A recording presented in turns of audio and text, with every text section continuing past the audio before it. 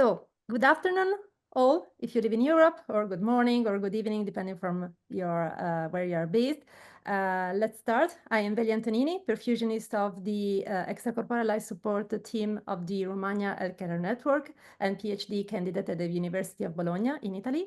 I'm really honored to serve today as host and moderator of this webinar as chair of the EuroELSO NRP working group. This webinar is a joint educational event between the EuroELSO, the European chapter of the Extracorporeal Life Support Organization, and the EBCP, the European Board of Cardiovascular Perfusion.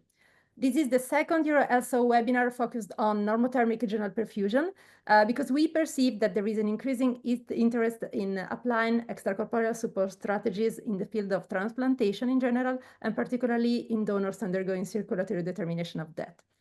Today, we will present the point of view of the perfusionist involved in NRP.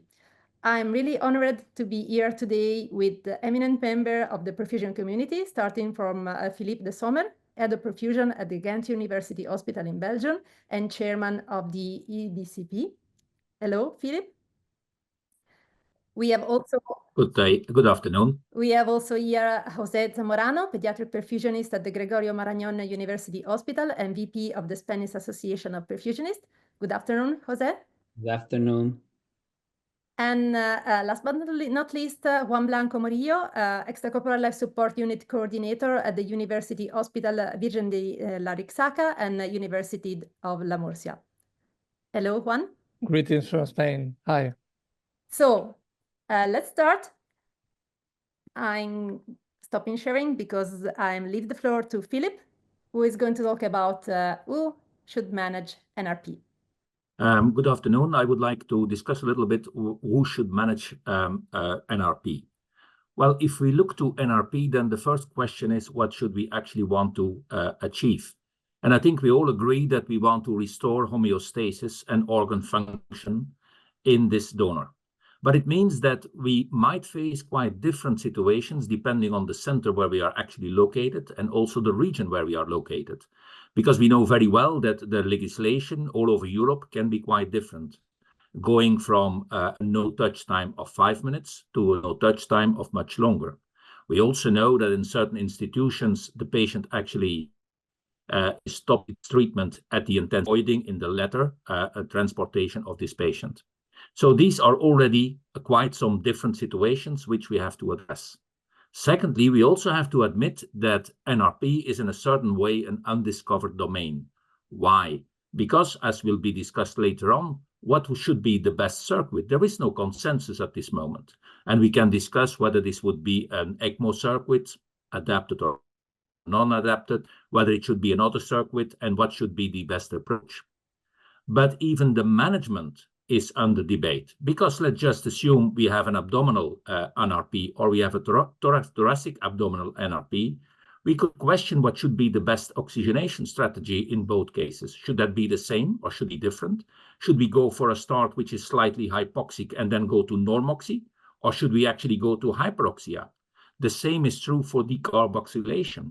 We can question, should we do that drastically, rapidly? Should we do it slow? And what is slow under those conditions? And finally, we need to actually achieve some definitions on what is the best functional testing of organs. So this means that if we want to achieve all these goals, we need a high level of exposure and experience. That means it has to start with sufficient cases. And although there is a huge increase in NRP all over Europe, we have to admit that large centers who are probably doing 50 or 60, if that's divided over several persons, it would mean that the exposure is only a few cases on a yearly basis. So one can question, if we have so many gray zones, whether that's a good option to do it in that way. The second point is, as we have no clear indication of what should be the best circuit, we need to have people who have a good knowledge about all the components, but also who are capable to make the adjustments needed to optimize the system. And finally, if we want to have more definitive information on NRP and what should be the best method, we need a good registration system and analysis of data. And we believe as EBCP, and we have written a position statement on that, that for that reasons, the best position to do NRP would be perfusionist. And why would that be perfusionist? Because they will address most of the points I was just mentioning. First of all, we are a specialized healthcare professionals, and we are actually responsible already for operating different types of perfusion gas exchange related equipment, including complete heart-lung machines, but also, for example, procedures which take place at the intensive care. And not unimportantly, we are also involved in cases where we actually have ECPR. ECPR also means that we have to restore the homeostasis, that we have to discuss what is the best decarboxylation system and what is the best oxygenation strategy for such patients. So we believe that for all these reasons, we are very well placed. But on top of that, perfusionists are used to work under the delegation of physicians. They are used to work with different specialties in order to optimize techniques. And then finally, I think we have the leading expertise in the field of clinical perfusion in Europe. And therefore, I think we are the predestinated partners for the application of clinical perfusion procedures in Europe. And finally, I think Filip, you're freezing. We miss your last statement because we miss your voice. Can you just repeat your last statement? Yes, that I also believe that we are probably best placed because we are the ones who are have the most knowledge in further optimizing the system. There are no other specialties, to my knowledge, who are capable to do that. Perfect. Thank you so much for your intervention. We now want to involve our participants running a quick poll. Please, Christian, can you share our first question? Please answer to this question with one single choice if you run an NRP program in your center. Please vote. Meanwhile, I would like to remember that we are keeping your questions for the end of the webinar. You can write your questions in the Q&A section that you could see at the bottom of your screen. So we can stop the poll, or do you have the results, Christian? I do have the results. It's 62% for perfusionists, 5% for surgeons, 12% ECMO specialists, 6% transplant specialists, 12% anesthesiologists and intensivists, and 3% for others. Okay, for the ones who reply other, please write in the Q&A section who is running actually NRP in your center. For the other panelists, do you have any comment on the talk by Filip? I think that you all agree that perfusionists should run NRP. So I give the floor to José, who is talking about the circuit that we should use for NRP. Please, José. Okay, thank you, Velia. Good afternoon, everyone. It is a pleasure for me to be here talking about such an interesting topic with assistole donation. Thanks to EuroELSO and Board for the invitation. Well, Normothermic Regional Perfusion circuit, when I use ECMO 2.0, cardiopulmonary bypass. Sorry, José, sorry for interrupting. Can you please enter in full screen mode? Because we can only see small slides. Okay, sorry. You can see? Okay, perfect, perfect. Thank you. But perfect. It's okay. No? Okay, continues. Velia, you can see? It went back to the small slides, but I think, do you think that maybe people can see anyway? Okay, don't worry. Try to again. Just now? Now it's full screen. Okay, we start. Normothermic regional perfusion circuits. When I use ECMO 2.0, cardiopulmonary bypass or hybrid system, minimal requirements, and how to keep it mobile. Well, in 2024, 51% of deceased donors were donors in assistole in our country. And 44% of the total transplant in Spain come from a systole donor. Well, what is the main difference that the brain death versus circulatory death? The most important difference is the war in ischemia time and how to recover this organ. If you have only abdominal organ, you can recover it after circulatory death. Two options: fast removal and preservation solution, or normothermic regional perfusion with femoral cannulation.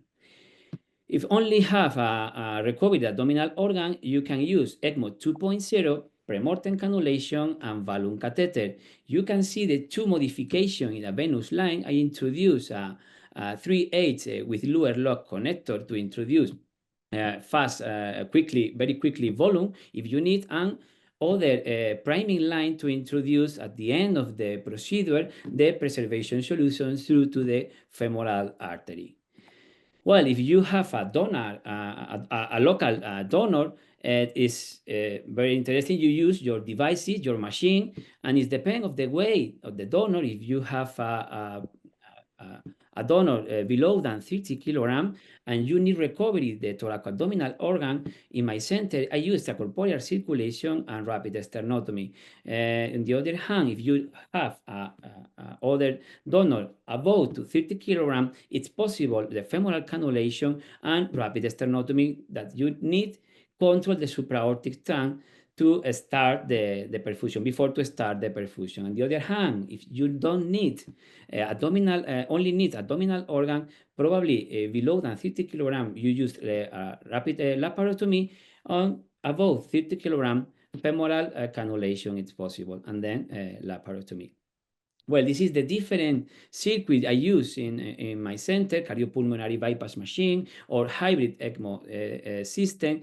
You can see that this is very different than conventional ECMO. It's depend of the thoracoabdominal or only abdominal organ. I need open or closed system. That you can see that it's very different devices I need set up to do this different technique.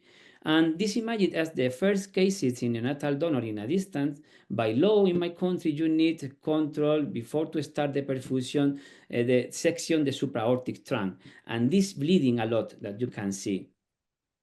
In a pediatric case, you need premortem heparinization. You can put the heparin before starting the extralimitation support.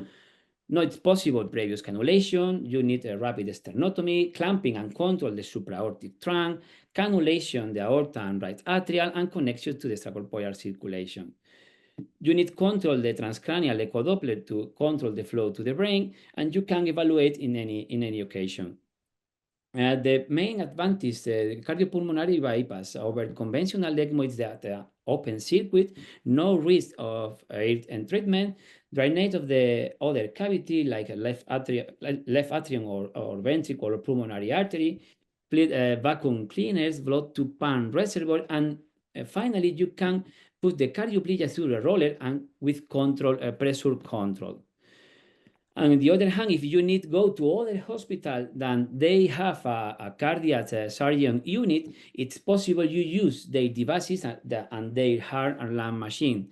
Obviously, you need bring all the material you need to do this technique, but it's very interesting the support with their colleagues. And after that, you need evaluation the cardiac function if you have an echocardio, or if you don't have this monitor or this echo, probably you need the expertise of the surgeon and determine that is the valid of now the organ in these cases. And finally, how to keep the portable system. This is a new machine that it's possible portable extracorporeal circulation pump, because they have 3 pumps in the same machine, 1 centrifugal pump and 2 rollers. And it's very interesting because with this machine, I can do all the procedure, abdominal or thoracoabdominal organ. In summary, it's only you have recovery abdominal organ, you can use ECMO 2.0 with the venous line modification circuit, premortem cannulation and balloon catheter. And on the other hand, you need recovery thoracoabdominal organ, in my opinion. If you have cardiopulmonary bypass, is much better than use or hybrid ECMO or other devices you need. And of course, in pediatric cases below than 30 kilograms, in my opinion, is much easier to do with a cardiopulmonary bypass. Thank you very much. Thank you so much, José. We now have other two questions for our participants. Again, please reply if you run an NRP program in your center. Christian, can you open the second question, please? Yeah. We are going to have another poll. And we are going to ask you if you run an NRP program and you need to go for an abdominal NRP, which kind of circuit do you use in your center?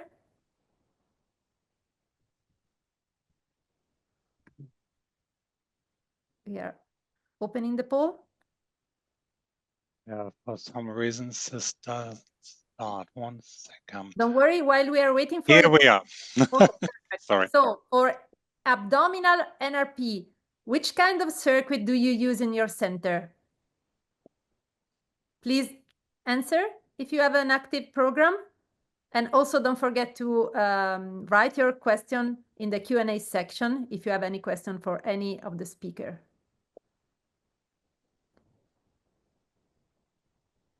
While we are waiting for the replies, I want to have a quick round. Juan, which kind of circuit do you use in your program?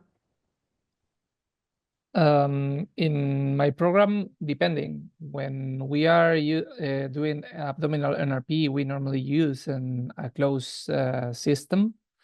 But when we go for thoracoabdominal organs, we can use a Harlan machine. This is local, or a hybrid device if we are on the track to another hospital. Perfect, thank you. Christian, do we have the answers available? We do have the answers available. So we have about 50% ECMO circuit, 17% CBP circuit, 26% hybrid circuit, and 7% others. Again, if you wrote other, please say in the Q&A section which kind of circuit are you actually using. We can run the third question, Christian, about thorac-abdominal NRP. If you run thorac-abdominal NRP, which kind of circuit do you use? Again, one single choice, please. And while we are waiting for the answer, I would like to ask Filip, which kind of circuit do you use in your program? We use a hybrid system. So because we find that the most convenient, and especially because the program was started up relatively recently, a few 2 years ago more or less. So in the beginning, we were not completely sure what we could expect. But now it seems to work pretty well, and it's quite adaptable to whatever situation we are focusing. Perfect. In my center, we use, in my region in general, we use closed systems, both for ANRP and TANRP, because we thought that for our organization, for our regional organization, was better to keep the circuit mobile using this kind of circuit. But definitely an hybrid circuit or CPB circuit sometimes helps to manage complication. Christian, do we have the answer for this third question? Of course we do. ECMO circuit is 23%, CPB circuit 21%, hybrid circuit 48%, and other 8%. Perfect. Thank you. So now it's my turn to share the screen. Can you see my screen? Perfect. Perfect. So I'm going to talk for really few minutes about the targets, but particularly about the monitoring that we use during NRP. I have no conflict of interest with the referral to this topic. We can do a lot of monitorings in DCD donors. We can monitor the donor, obviously, and particularly the effectiveness of reperfusion and the effectiveness of the regionalization strategies that we are using for ANRP or for TANRP. We can monitor the organ. For some organ, it is feasible to monitor the function during NRP, particularly for the heart. For other organs, we just need to assess the macroscopic appearance or the microscopic appearance through biopsy. Sometimes we just need to rely on the data. But I'm going to focus on the monitorings that we use for perfusion, because this talk is about perfusionist. So the concept of goal-directed perfusion applies also to NRP, and the main focus of NRP is delivering oxygen, because we want to interrupt warm ischemia. And to deliver oxygen, we need to provide oxygen. So we need a carrier, we need hemoglobin. And according to the European Society for Organ Transplantation guidelines, we need to keep hemoglobin at least above 8 grams per deciliter. We need to provide oxygen, ensuring saturation and ensuring partial pressure of oxygen. This is normally not a big issue with the new membrane lung, which is normally much more effective in providing oxygen. We normally say that we should avoid hyperoxemia, but sincerely, we do not have any strong evidence saying that we are harming the organs with hyperoxemia in the setting of NRP. We do not have any brain to reperfuse. We do not have any brain damage related with NRP. So we don't know if we are harming the organs providing hyperoxemia. We just say that probably it is better to avoid hyperoxemia to avoid an extreme ischemia reperfusion injury, but we do not have evidence, so we need to collect data. While the blood is oxygenated, we need to transport the oxygen, and we need to transport the oxygen providing blood flow. We don't know what is the ideal blood flow during NRP. The ideal blood flow is the blood flow able to optimize oxygen delivery, but avoiding a massive drainage insufficiency, which is a common problem during NRP.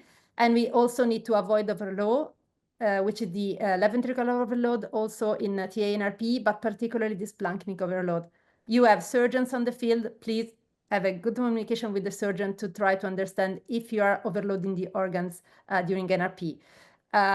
The blood flow during NRP should be adapted to the donor in terms of body surface area. For higher BMI donors, it is advisable to use lean body mass instead of body surface area. You need also to adapt the flow to the procedure, because you're not reperfusing the whole body, you're reperfusing a part of the body, and this fraction of the body is different for ANRP and for TA-NRP. So you should define your target blood flow in advance. And for TA-NRP, you should also consider that we have different phases. At the beginning, the pump is providing the flow for all the organs.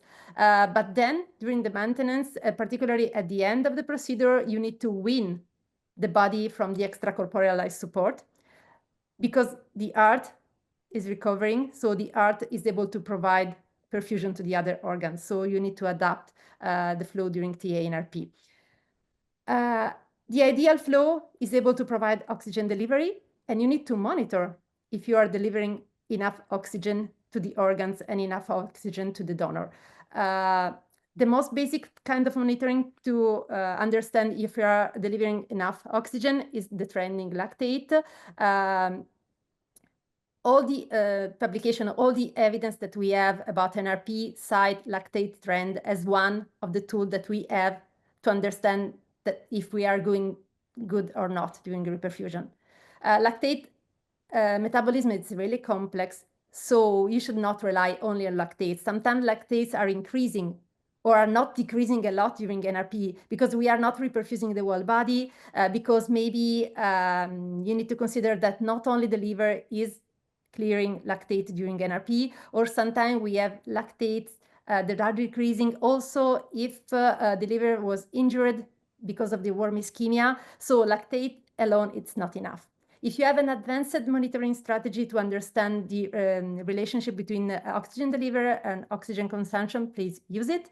Otherwise, most of the circuit that we use now provide the saturation of the blood entering the membrane lung, which is really useful because in this setting, it's almost a venous or mixed oxygen saturation, depending from NRP or from abdominal NRP or TA NRP setting.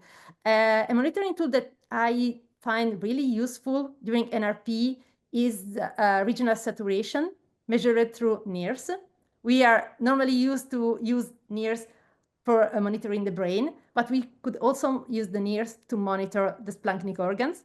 This is a trend in the regional oxygen saturation at the level of the kidney during NRP, and you could understand if everything is okay or not. You can see here the baseline, then the decrease in regional saturation during the no-touch time, and then a re-increase is everything is perfect. Sometimes everything is not perfect, and through NIRS you can understand if you need to adapt your flow or if you need to adapt something else. Because you should use that kind of data to understand if you need to improve oxygen delivery or not. Sometimes increasing the flow is not feasible, so you need to act on hemoglobin, or you need to act on what is feasible in your settings, as for example, in increasing oxygenation. Sometimes you can't do anything, and you need to try to decrease oxygen consumption, which for NRP mostly means abort the procedures and go for a quick administration of the cold preservation solution and supine rapid recovery. So you need to adapt to the situation, because a lot of complication can occur during NRP. And another thing that we should monitor is the circuit, what is happening with the circuit, because a mechanical complication can impact on the effectiveness of reperfusion. We should monitor at least the flow. And we know from the EuroELSO guidelines that we should monitor the flow. We should also monitor the presence of air within the system. Normally, flow sensors are also bubble sensors. Otherwise, you should use a bubble sensor, particularly if you go for complex circuit configuration or if you go for lamp procurement associated to ANRP or TA-NRP, because it could be common having air entrance during lamp procurement. You should go also for pressure monitoring in the positive pressure side of the system to understand if you have a complication on the membranous lung, but particularly on the returning limb of the system, particularly on the arterial line and in the arterial vessels. You don't need an integrated pressure monitoring. If you're using low-cost circuit, as a lot of centers, you can go for normal pressure transducer. And if you're using an hybrid system, including a reservoir, you should use also a level sensor. So you should use the monitoring tool that are advised in the CPB guidelines just published by the European Board of Cardiovascular Perfusion. So this was just a quick panoramic on the major monitorings and the major targets related to NRP. I'm happy to take any questions at the end of this webinar. So we do not have any questions related to my talk, so no more polls. But again, I want to know, sorry, I had a strange appearance on my screen. I would like to know from the other speakers if you have any kind of additional monitoring that you use during your NRP, if you agree with my basic monitorings. So starting from Filip. Well, I think what you did was a quite nice overview, and we will use all the ones you were actually mentioning. But we also look, for example, for the abdominal to the enzyme decrease of the liver, because we believe that's also an interesting component to look at. And for the heart, we have almost continuous measurement by transesophageal echography to see how the heart is recuperating and whether there is a normal contractility of all parts. The interesting part is always what you should do. Should you vent or should you not vent if you also take the lungs? That's, I think, a big debate, and maybe we can discuss that later, because I think a lot of centers are struggling with that, what should be the best approach. But in general, I would agree 100% with your proposition. Thank you. I just mentioned the monitoring that we use on perfusion, but we definitely look at also at the organs, at the function of the organs, at the lab data, at the transesophageal ultrasound, and also pulmonary artery catheter monitoring during TA-NRP, but it's really interesting. José, any additional comment? No, it's okay for me that I use when abdominal organ ECMO machine, the cardio and I can see the venous saturation all the time, continuous monitoring the pressure, and it's very interesting. You can control the abdominal pressure with in a balloon catheter. I put the pressure artery control, and it's very interesting how to keep this pressure during the normothermic regional perfusion. It's very interesting how to monitor in the rest of the part of the circuit. Perfect. Thank you. Juan, any comment? I totally agree with the previous comments, and the only thing we additional have been performing is to guarantee that there is no cerebral reperfusion. We have been using a gamma camera and radioisotope infusion in the NRP system, and results will be published so soon, probably in the following months. And it was really good during the first phases of TA-NRP to guarantee that what we were doing was not only good, was perfect in since an ethical and legal point of view. It's really interesting, thank you. And it's definitely important to assess the lack of reperfusion in the territories that we are not supposed to reperfuse for ethical reasons, for legal reasons, but also for technical reasons. Because if you have a target blood flow, which is supposed to be directed only to a region, if you have a larger region that you are perfusing, your effectiveness is going to decrease, because your mean arterial pressure is going to decrease. So it's really important. In my region, we are not going for this kind of advanced monitoring of a lack of reperfusion of the brain. We use regional saturation through NIRS, again, to assess the lack of reperfusion. But normally, if you have collateral flow, or if you have a leakage in the balloon, you have an higher blood flow at the level of the vertebral arteries. So it's likely that NIRS at the level of the frontal lobe is going to miss this kind of reperfusion. So we need definitely your data. So, Juan, it's your turn to speak. Yeah, let's go. Share your screen. And Juan is going to talk about education and training about NRP. Okay, as we see in this map, transplant activity has been expanding since the 60s when this started.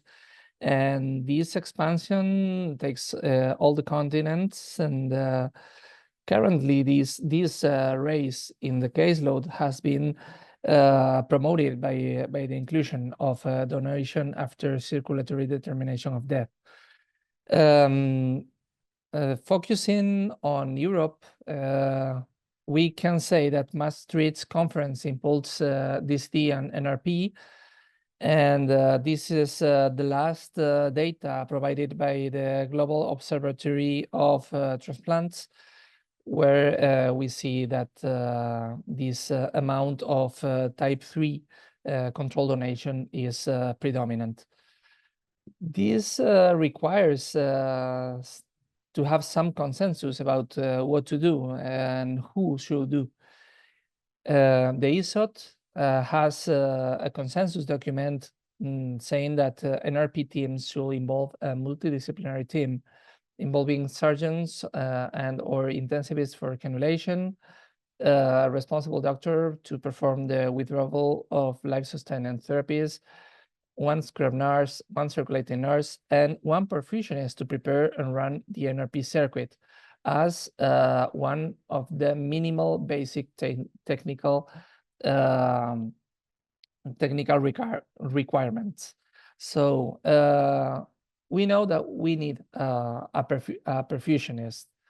We need a high level of general and specific training for the whole team, which is normally provided by seminars or general masters that provide a wide view of the process, or dedicated webinars like this, which are informative more than a formal training.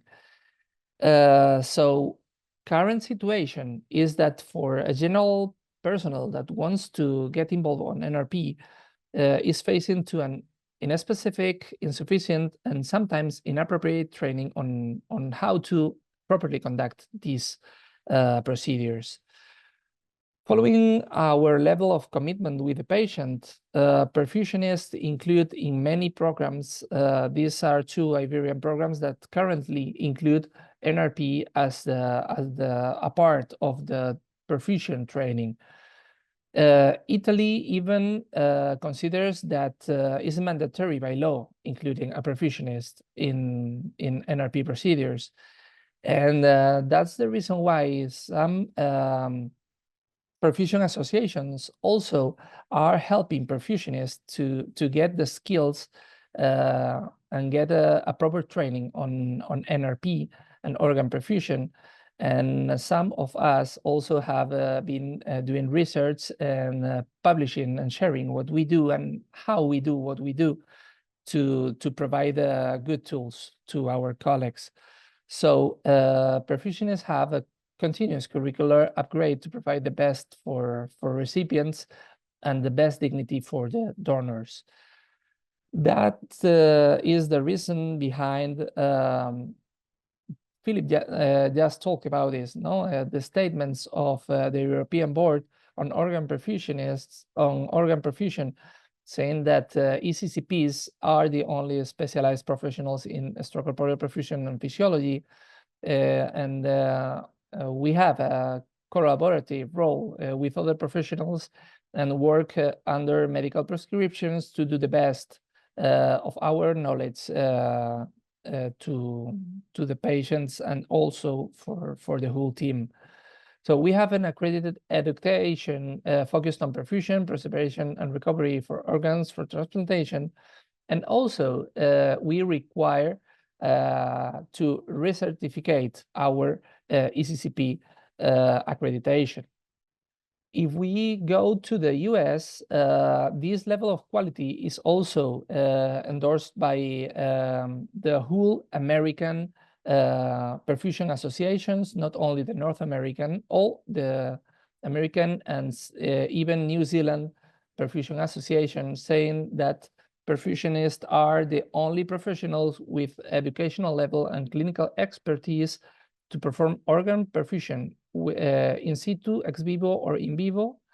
They also require to recertificate their accreditation annually, and they say that they are the only medical professional formally educated and trained to do these kind of procedures with quality, which represents also a legal framework for the practice. So a take-home message is DCD, NRP, and organ perfusion are serious gains which increase organ availability and quality of transplantation. And the difference of our circuits with ECMO are notorious in circuits and also in management. Because of that, the ESOT, the ABCP, and the American Board of Cardiovascular Perfusion are also aligned, indicating the role of a dedicated perfusionist to run these. And this general and specific training is mandatory for NRP teams. And collaboration to provide the best to all our population. So we require perfusionists, we require to train and continue to train our perfusionists, and the collaboration between our general societies is crucial to provide this framework and keep on growing for our patients. Thank you very much for your commitment, and I'm happy to share these pictures of some collaborations with other centers where we do mobile NRP. Thank you, Juan. And we have another question here for Christian. Question 4.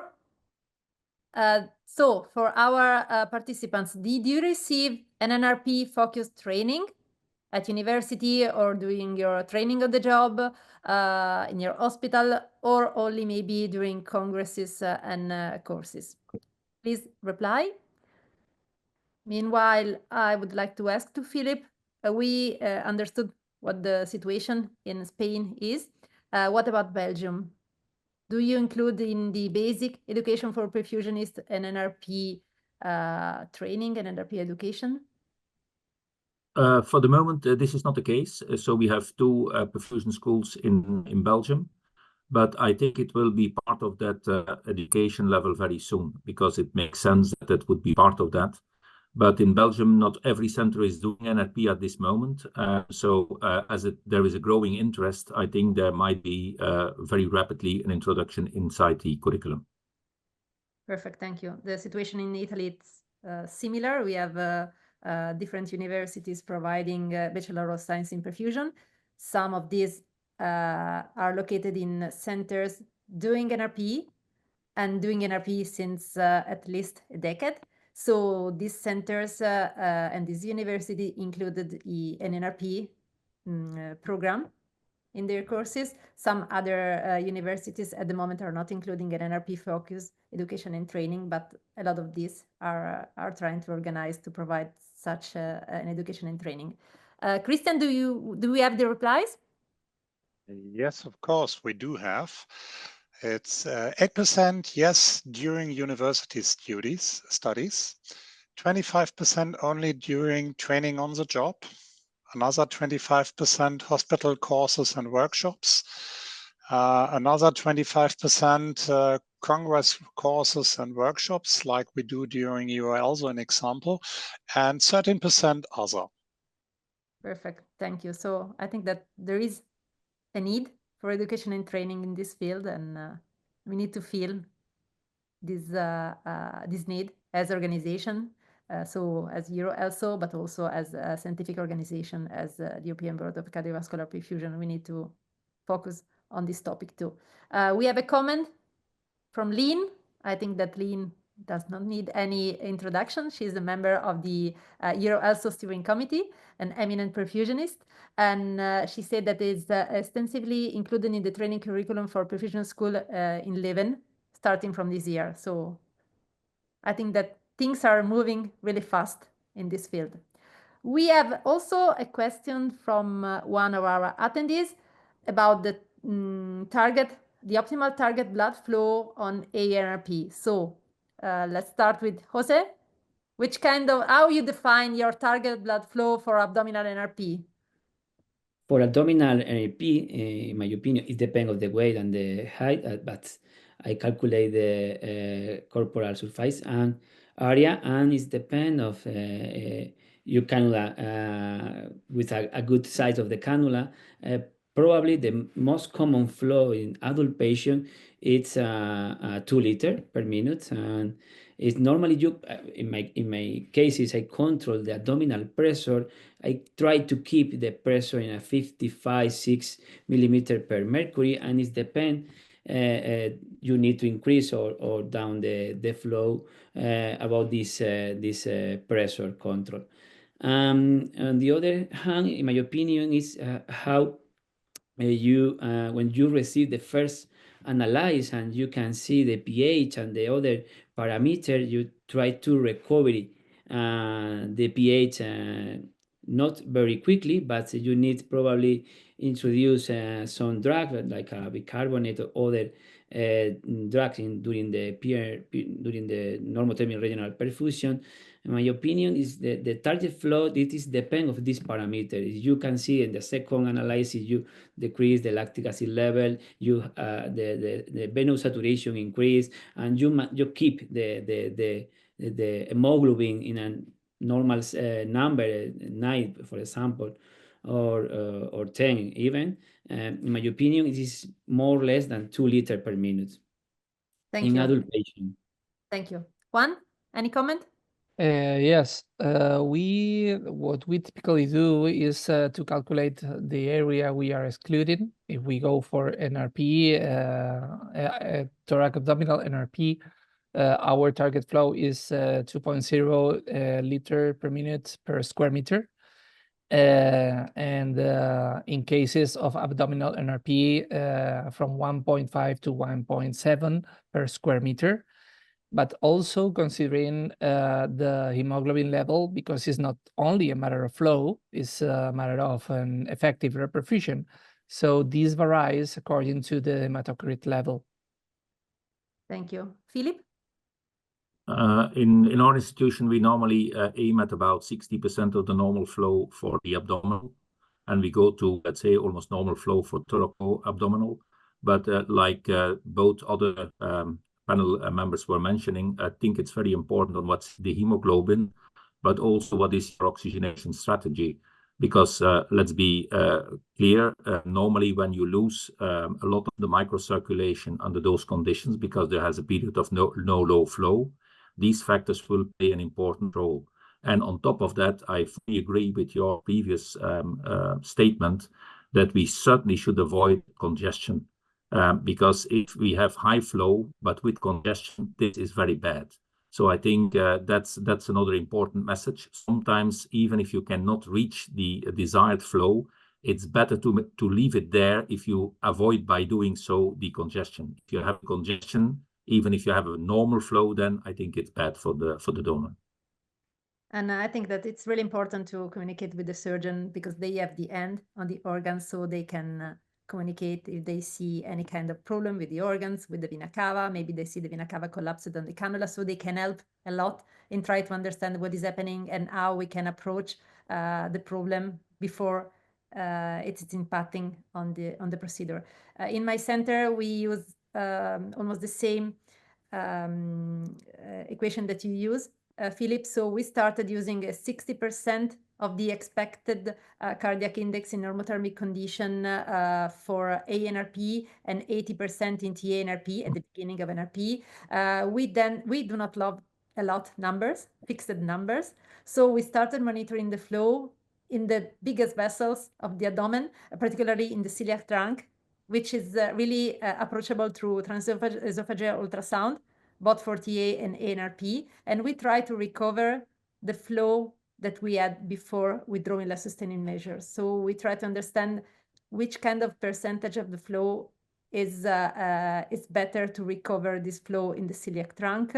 And if you have a large surface area, 60% may be not enough. And so we now aim at 70% for ANRP, and again 80% in TNRP, but it's a work in progress. So we try to understand how we can improve the procedures day by day. We do not use the pressure anymore. I mean, we measure the pressure in both the territory that we are perfusing and the territory that we are not perfusing, to understand if we have any kind of ineffective regionalization strategy. But we do not aim anymore at a certain pressure, particularly for ANRP. At the beginning of our experience, we have used vasopressor to cosmetically increase the pressure, but you risk to impair the splanchnic circulation using vasopressor. So we understood that with the proper blood flow, no matter the pressure, maybe you have a good oxygen delivery with a lactate decrease. So we do not look at the pressure anymore, but it's just an idea. Again, we try to collect as much as data as possible to understand how we can improve the outcome of this procedure, which is the outcome of the organ. So the outcome of the not only the program, but particularly of the outcome of the recipients. We have a lot of other questions. Yes, please. One question: do you think that this open circuit come from to solution this congestion in the abdominal organ? Sincerely, for the abdominal organs, they mostly, my surgeon mostly from the liver. The liver, normally the surgeon asks me, Jose, the liver is very congested. You can decrease the flow or increase the flow. They don't know exactly what you need from drain the liver. Consider that I'm using a closed system, so with active drainage from the centrifugal pump. So normally they tell me that the liver is not enough loaded, so they can see it's improntable. So they ask me to increase the flow, not to they tell me that it's not overloaded. I mean, there is no congestion, but it's the contrary, because they don't understand that if I increase the flow, I remove a lot of venous blood from the liver. So maybe I increase the issue of lack of congestion for the liver. But again, there are a lot of things that we do not know. Again, with the flow, with the pressure, so we need to study, we need to collect data.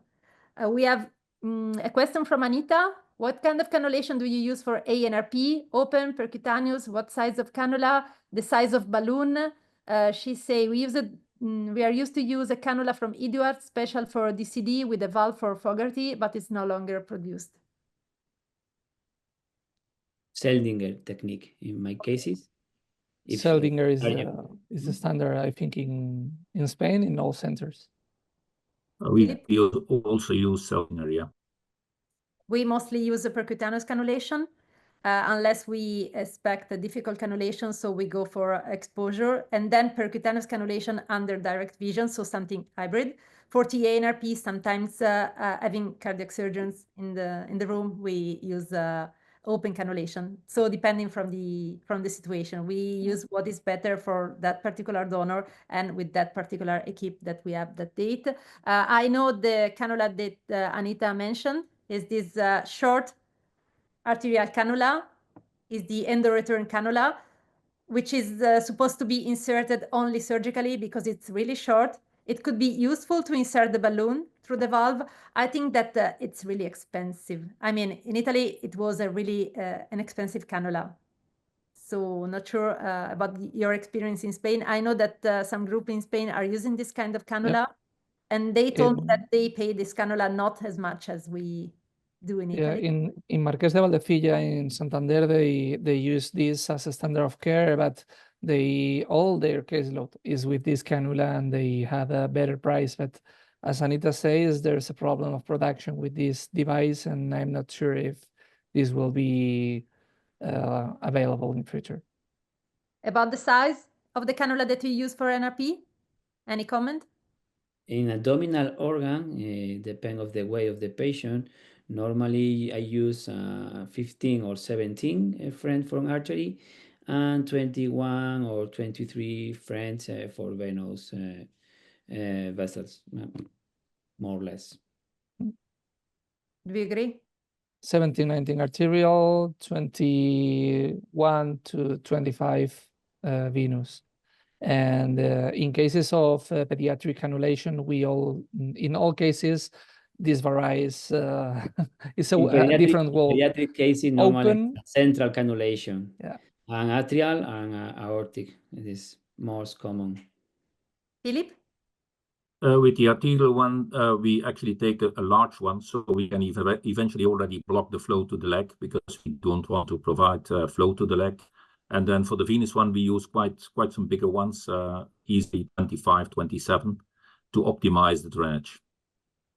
Okay, we use 23 to 25 normally for the venous drainage, and 17, 19 for the arterial cannula. For ANRP, for TA, we go bigger. And she's also asking about the balloon, the size of the balloon that you are using for endovascular balloon occlusion. If you are in a country where balloon occlusion it's feasible and it's legal, not all the countries allows balloon occlusion. Normally, we use the 46. 46, the same for me. We don't use a balloon. We just ligate all the cerebral vessels, whether it would be abdominal or thoraco-abdominal. It would be the same. We normally use a 30 millimeter balloon, which is enough for a standard size donor or for smaller size donor. We go for the 46 millimeters balloon only for bigger donors because it's really compliant as balloon, and it's much more difficult to be managed compared to the other balloon, which is we use a sizing balloon, which is easy to be used and not so risky for the potential rupture if you maybe have difficult vessels, difficult arterial vessels, but we are satisfied. But again, there are a lot of balloons that could be used for NRP. Only a suggestion. I know that there are centers using other kind of balloons, not supposed to be used for occlusion, as intra-aortic balloon pump, which is too long. You carry the risk to occlude some vessels, and it is supposed to be non-occlusive by definition. So it's probably not a good option, and it's expensive. And the other thing, which is absolutely insane from an economical point of view, there are groups using Reboa balloon. So balloons supposed to be used for the resuscitation, which is about 4,000 euros for one balloon. So I do not advise to use that kind of balloon, only for economical reasons. It's a perfect balloon with the integrated pressure monitoring, but it's more expensive than my circuit. So maybe you can consider other option. We have an interesting question on the priming. There is an ideal priming solution for NRP. Do you use any additive like albumin, ascorbic acid? Differences between ANRP and TNRP? So let's start from Filip. I think that's a very difficult question because also for ECPR, it's not clear what should be the best possible priming. Personally, we believe that having a balanced electrolyte solution is the least. It would be the minimum requirement. And then you can discuss whether this should be a colloid or not, because the colloid has the advantage that it certainly will help you to open the microcirculation under those circumstances. In Belgium, most of the time we have a relatively short no-touch time, so there is not always a need to have additional bicarbonate in the priming to start with. So we add it only when there is really a bad control over time of the pH. José? Okay, I agree with Filip. I use a balanced crystalloid solution. I don't use other crystalloid solution. It is depend of the hemoglobin of the donor. If it's very, very low, I probably use a blood bank, and after that I use a bicarbonate. It depend of the priming analyzing, and that's it. It's intraabdominal is the same. It's I use a plasma light. It's in my opinion the best solution, more established with the pH, and that's it. Juan? Every time we use plasma light as a balanced solution, and we add bicarbonate in every case, and that's it. No albumin, no colloids, more than 70 cases per year, no complaints. Okay, I use a balanced crystalloid solution with no additives. I know that there are other centers in Europe using additives like heparin, particularly centers in which you are not allowed, in countries where you are not allowed to administer heparin before the death. We can in Italy, but if you are not allowed to administer heparin, probably it's a good option to include heparin in the priming solution. Some centers also include antibiotics. I don't agree, but there are major centers including antibiotics in the priming, and some centers include bicarbonates in the priming. For ANRP, I do not administer bicarbonates ever, because I think that they are cosmetically increasing your pH, so you're missing your effectiveness. I administer bicarbonates in TNRP to make inotropes and vasopressor more effective. So you need absolutely to recover the pH quickly in TNRP if you need vasopressors and inotropes. But again, we do not have any evidence. An advice, if you use additives and if you mix a lot of additives in the priming, do not miss the potential for precipitation, because a lot of antibiotics are acidic, while heparin and bicarbonate are basic, so you can produce a nice salt, which is not so nice inside your system. So think to everything. And again, we do not have evidence about the ideal priming. I use sometimes if hemoglobin at the initiation it's really low, or if we are inducing hemorrhage during cannulation or during balloon insertion, I start immediately with blood, but I do not go for blood priming. But I only deal with adults, so maybe in pediatrics it's different. In pediatric system, it depends of the weight and the age of the baby. It's mandatory. It's necessary to use a blood bank for example, for a newborn.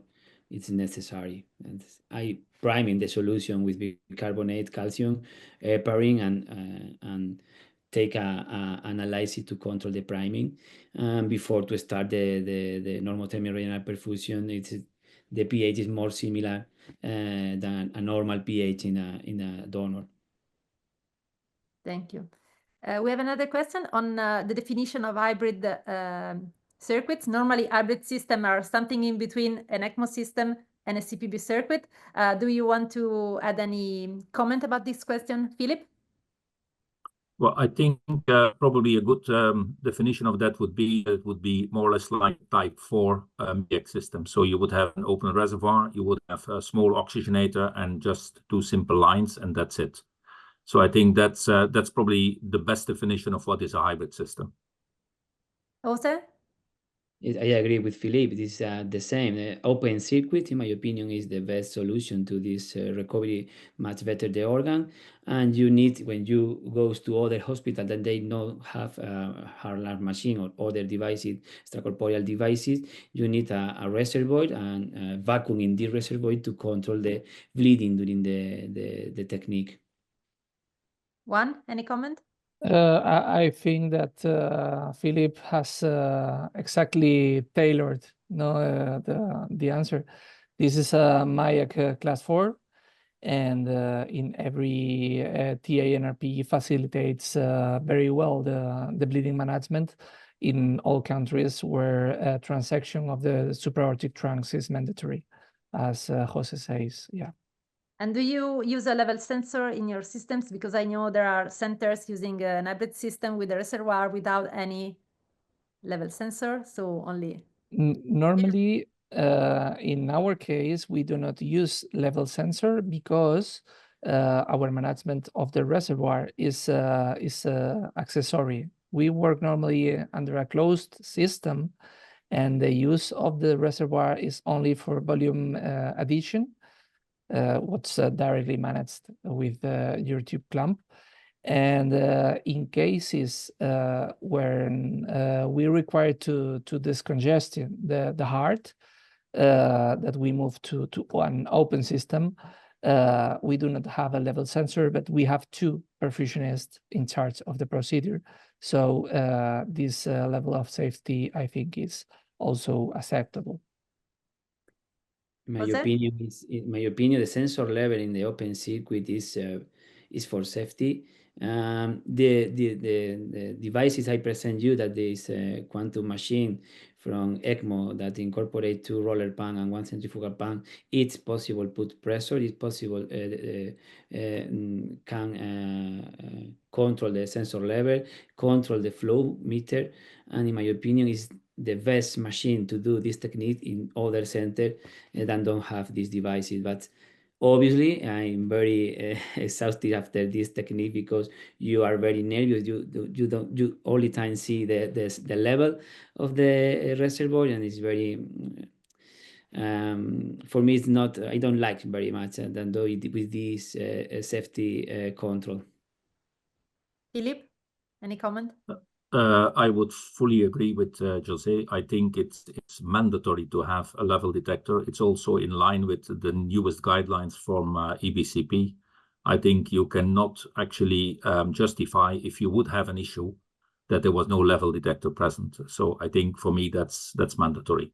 Yeah, but the problem is that when you go to retrieve a heart in a center where there is no cardiac surgery, in an airplane is not always possible to have a Harlan machine, and using an ECMO system based on an ECMO console, you have no level sensors. So the only solution we have found is this one.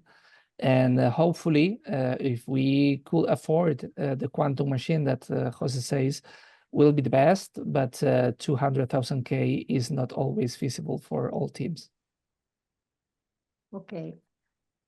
I can see any other question from the participants. I don't know if you have any other comment. I know that Filip wanted to talk a little bit about lung procurement associated with the ANRP or TA-NRP. Yes, I think that's quite an interesting subject in that way that I think all over Europe there is some debate. Can you do TA-NRP and maintain the lungs in place in situ till the moment you're actually going to harvest the heart, and so then you do it like a DBD donor? Apparently, there are some lung centers who question whether you could do that and have no lung congestion. I always found it a little bit strange to make this comment because if you look very carefully in the literature, this is not supported. I can understand that if you have a bad working heart, so there is not a good flow forward, that you could have some congestion, but that's something you can actually detect very easily and very fast during the procedure. So the question is, what would be best for the lung, that you would have it during 2 hours, very well perfused, and part of that time even by the native heart, or having it immediately taken? As a result, you have much more blood loss. The blood loss has to be sometimes compensated by cell salvage devices or by donor blood, which all have are known to be confounding factors for organ dysfunction. So this is an open question, and I think there is no straight answer, but it's like a little bit an urban story that remains going all over Europe. You can't do it, although we have done a few times it, and the results were very well for the lungs. So I'm not so sure that this is true, but I think it's a point of discussion, and certainly for research, because there is nothing, to my knowledge, proven that this would be deleterious. Juan? No more comments. I José? agree with Filip that the lung is the most difficult organ to recovery, and the lung is the first organ that have edema.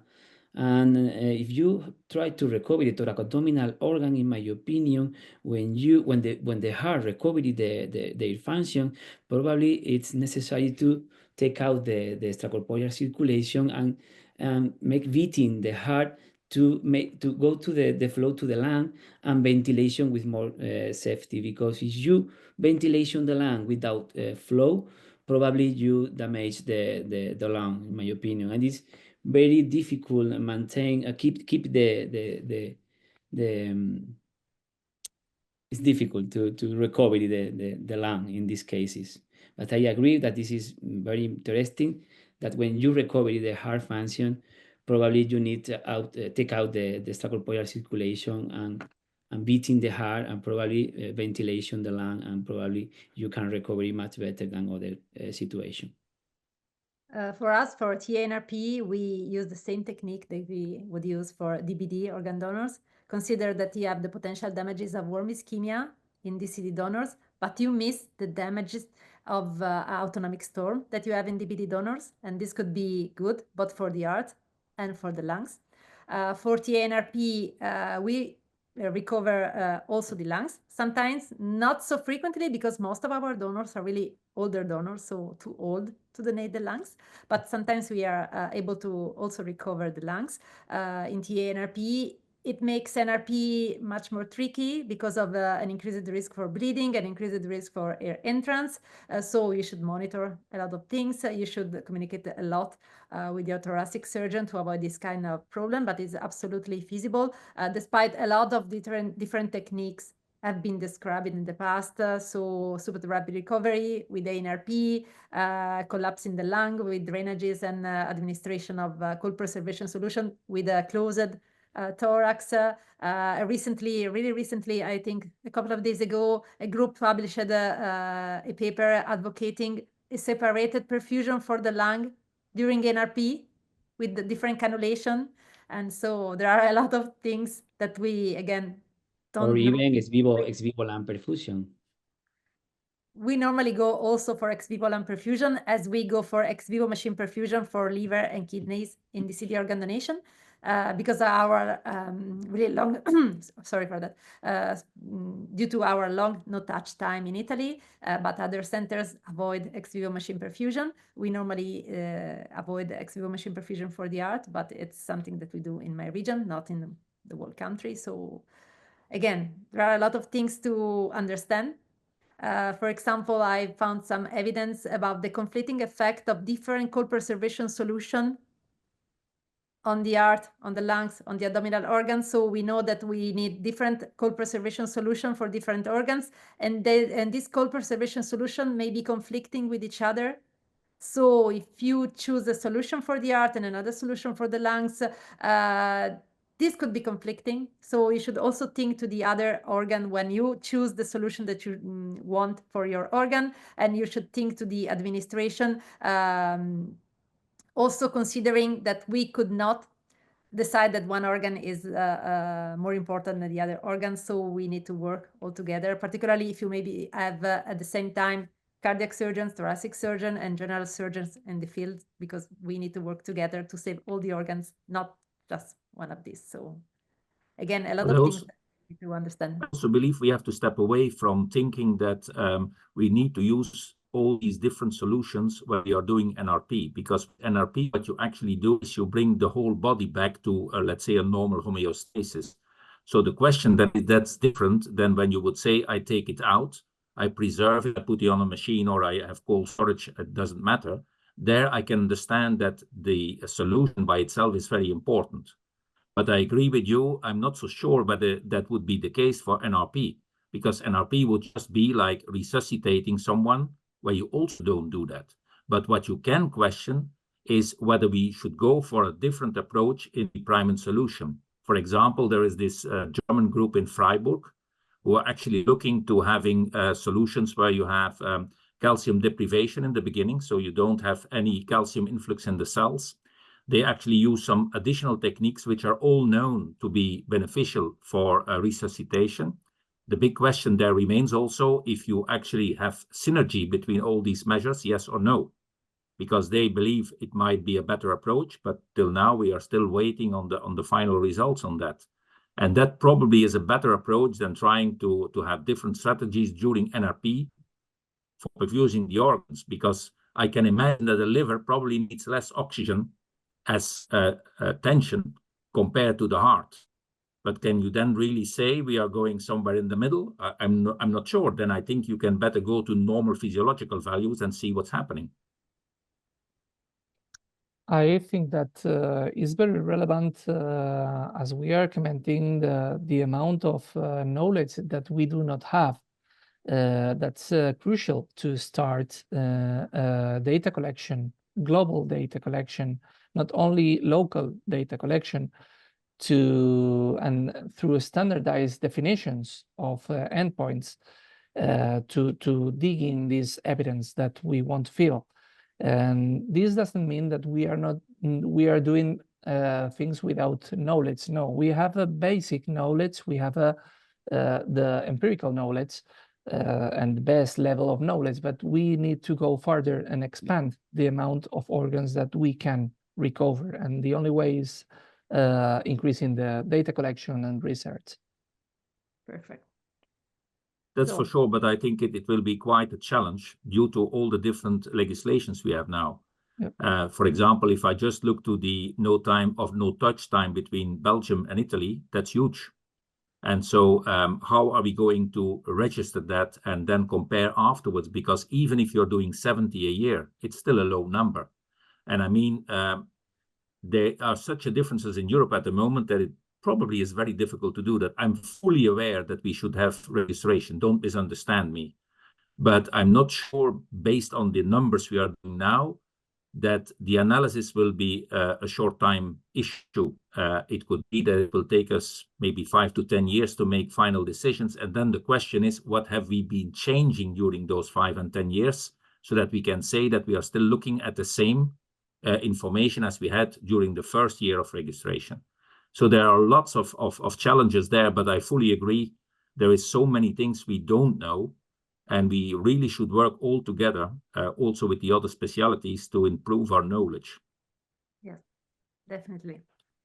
So to improve our knowledge, as we have still more than 100 participants connected, but we have now passed our supposed duration of the webinar, let me invite you to look again at my screen and let me invite you to EuroELSO meeting. This is going to be in April in Milan this year, and we are going to run an NRP educational corner on April 25, 3 sessions, 2 in English, 1 in local language. That, sorry for you, it's Italian, so I am at home. And we would like to hear about your experience, so please come to the educational corner, and we are going to discuss about the strategy that we use, the strategy that you use, and maybe we can discuss about starting thinking to a registry, starting thinking to data collection and data analysis to understand how we can improve this kind of procedures. Not sure if you have any additional question or any additional comment. I see a lot of appreciation messages in the Q&A. Last one is from Lynn. Thank you again, Lynn, for your participation. And don't forget that if you missed something from this webinar, you can watch this webinar again, as the reply is going to be available on the EuroELSO YouTube channel. We have not only this one available soon, but we also had a previous webinar that we ran in late 2023, again with eminent members of the NRP community, and as all the other EuroELSO webinars, all available for free on our YouTube channel, so you can rewatch as you like. And if we don't have any other comment, I would like to thank you again, our speakers. I would like to thank our participants. I would like to thank Christian Rehm from Interplan for the perfect organization. And I hope that this is going to be a first of other additional collaboration between EuroELSO and the European Board of Cardiovascular Perfusion, focused on NRP, because again, it's a growing field. And again, thank you so much for your intervention today, and for your comments, and for being here. And again, I see a lot of participants that are commenting with good comments on the Q&A. So José, Filip, and Juan, thank you a lot. Christian, thank you. And we can close the meeting. Thank you very much.